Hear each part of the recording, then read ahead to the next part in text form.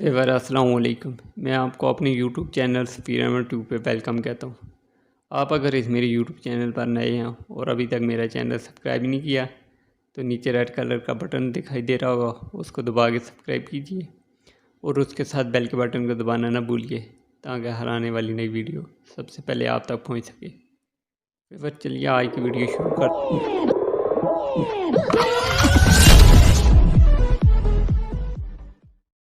Viewer इसमें मैं आपको बताऊंगा एक कंगला करोड़पति के बारे में। स्टोरी बहुत ही इंटरेस्टिंग है, इसे लास्ट तक देखना। उसने जल्दी जल्दी भैंस का दूध दोहने के बाद अपने बेटे को आवाज़ दी, सईद सईद किधर हो? अब्बा जी आ रहा हूँ। जाकर देखा असलम घर पर ही है।